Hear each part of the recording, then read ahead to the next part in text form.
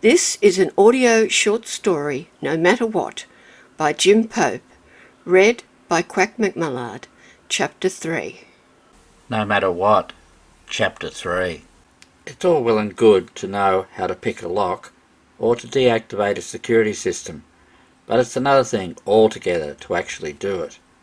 The big problems facing Paul was which house to burgle, as well as lots of details like, is there a dog, or a cameras, or of course, when is the house unattended? Paul thought about this for a while. Maybe he could keep watch from a car or a van in the street to try and pick up on patterns, but he dismissed this idea as a car or a van parked in a quiet suburban street would be noticed in this sort of neighbourhood. The rich have a bit of a thing about their privacy and security. He then came up with the idea of impersonating a police officer, so he purchased a police uniform from a theatrical supplier, as well as a fake beard. As a police officer, he could visit houses on the pretext of warning the occupants about a number of burglaries in the neighbourhood. And, as there had been burglaries in that area recently, the story would ring true. He could give advice on household security and hand out leaflets. So he downloaded some police security advice from the internet and printed them out. But the next problem was a car. The Ford Falcon Paul purchased would do the job. It was white, which made it halfway there, but it would need some work. He took a picture of a police car he found parked in the street. It was a general duties police car, not a highway patrol car, and therefore was mostly white with some blue striping. He made some stickers from signwriting vinyl and stuck them on magnetic backed sheeting, which could be placed on the car in a few minutes, and when attached would make it look like a police car. From a distance. From a distance would be all that would be needed. By doing this he reduced the risk of being caught while driving to the job. To finish it off he added some extra aerials and appropriate set of wheels. It was time to commit or abandon. He decided to commit and would start the ball rolling the next day. The next morning he was having his breakfast when there was a knock at the door. He answered it to find it was the police. The lovely face of Detective Sergeant Elizabeth Bennett, but with an older officer in tow. Elizabeth introduced her colleague as Detective Constable George Blake, but before she had a chance to say anything more, Paul invited them in. George was an older officer and seemed more relaxed with the world, like he had been around the block a few times. "I'm just having breakfast. Would you like to join me?" asked Paul. He then added, "Come on, you know you want to. This is the second time you've come to visit at breakfast time, and I can't believe it's by mistake." "Thanks, that would be nice," replied George, but Elizabeth looked at him with disapproval, so he changed his mind and said, "Maybe not. I'm trying to lose weight," while he patted his beer belly. "What can I do for you today, Lizzie?" "I can call you Lizzie?" asked Paul. Elizabeth replied, "I prefer you call me Detective, sir. Where were you last night?" Paul interrupted her and said, in a somewhat cheeky way, "No, you don't. Detective is just a title, and even though I have no doubt you're very good at it, Lizzie is more you. Don't you think, George?" George grinned momentarily, but said nothing. "Where were you last night and earlier this morning, sir?" said Elizabeth in a forceful manner, but somewhat distracted as Colin was rubbing up against her leg. "Alas, I was here," Paul replied, "and I'm guessing that there was another burglary." "Can anyone confirm that?" said Elizabeth. Paul replied by singing "All by Myself," and then added, "You know, if you had accepted my invitation to dinner, I would have a cast-iron alibi." "Only for the first part of the evening," replied Elizabeth. "Or, I don't know, we might have got on very well," said Paul. Lizzie's phone rang and she answered it. It was her boss telling her that someone had been arrested for the burglaries and to return to the station.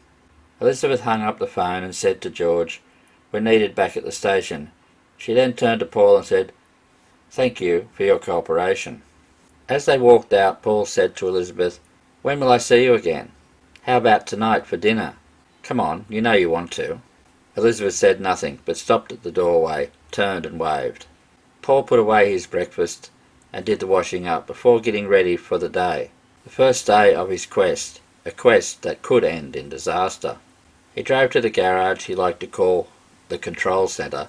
Everything was all ready to go, the car, the police decals, striping, etc., as well as the police uniform and fake beard. There was no going back now. He got into the car and headed towards his target. There was a nature reserve close by, which, even though it was set up as a picnic spot, no one ever seemed to go there. So it afforded him the opportunity to change into the police outfit and make the car look like a police car. Now that he looked the part, he drove the short distance to where his life of crime would start. It was a dead-end street with about 15 houses, all potential targets. He stopped at the first house and walked to the front door. He had a clipboard and some pamphlets on home security. He caught his reflection in the house's window and thought to himself, "If looks count for anything, I should be all right." He knocked on the door and waited.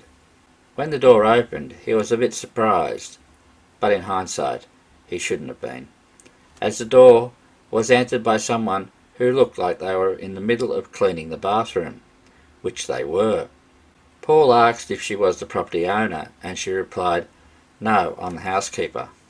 As he worked his way down the road, he found all the people he had contact with were employees, housekeepers, gardeners, cleaners, etc. Either that, or there was no answer at the door. It took a few hours, but eventually he managed to visit all the houses and gained some very useful information. He headed back to the nature reserve and, with no one around, quickly changed out of his police outfit and de-policed the car. He was calm and collected while performing his deception, but he could not get out of the area quickly enough once he had got to the nature reserve. In fact, he got into a bit of a panic while changing out of the police outfit and removing the stickers from the car. All this was done in a rush, and rush leads to mistakes. He headed back to the garage by a less than direct route, all the time thinking to himself that he would have to keep calm next time, or he might make mistakes. He then spent hours working his way through all the information, ultimately coming up with 4 targets. The next day Paul woke with a feeling of relief and regret. Relief that it was finally started, but regret that the fact that life would never be the same again. He had taken his first step into the dark, and the door behind him was closed and locked. All he could do now was move forward into the darkness, hoping everything would turn out all right.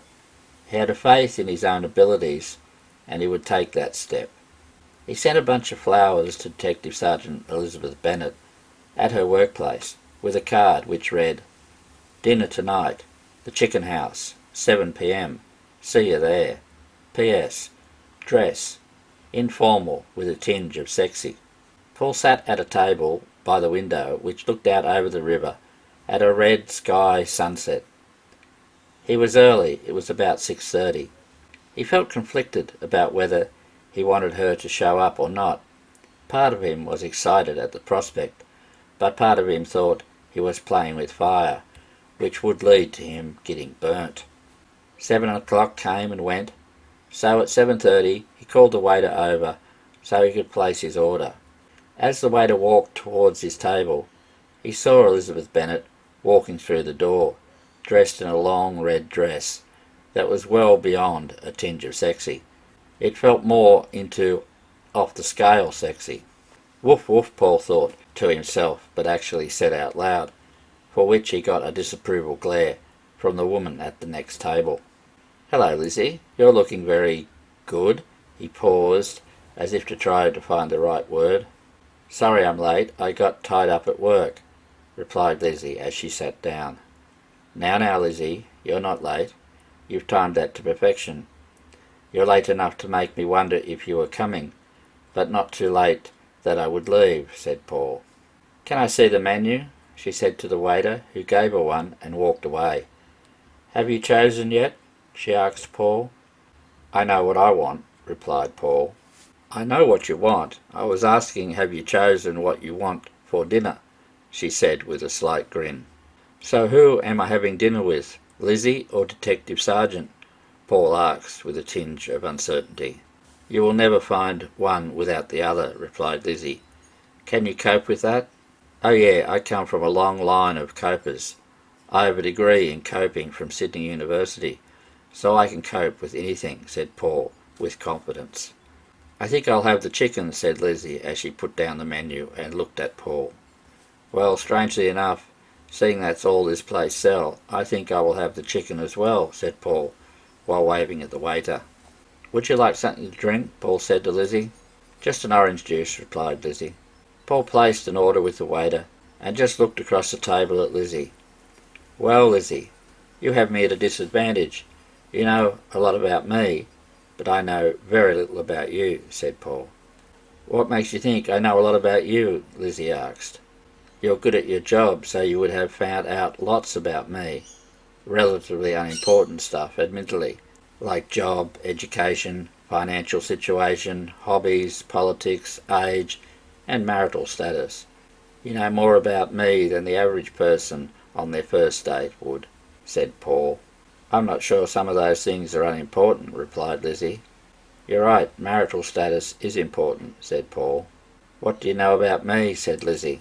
Well, you're a detective sergeant in the police, and that is all I know. But I'd say you joined the police straight after school. You're a bit jaded from your time with the police. You have a good education. You don't have any hobbies. No, you have one hobby. You're financially sound. You don't care about politics. You're 38 years old, and you're honest. No wedding ring, and you're here, so you're single. Am I close? Asked Paul. Yeah, spot on, except I'm not 38. You should have been a detective. How did you do that? Replied Lizzie. Lucky guesses for the most part, said Paul.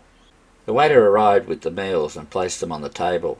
He then poured the drinks before walking off, making it obvious he didn't enjoy his job. It was as if he had a better place to be. It must be an awful thing to be unhappy in your job, said Paul.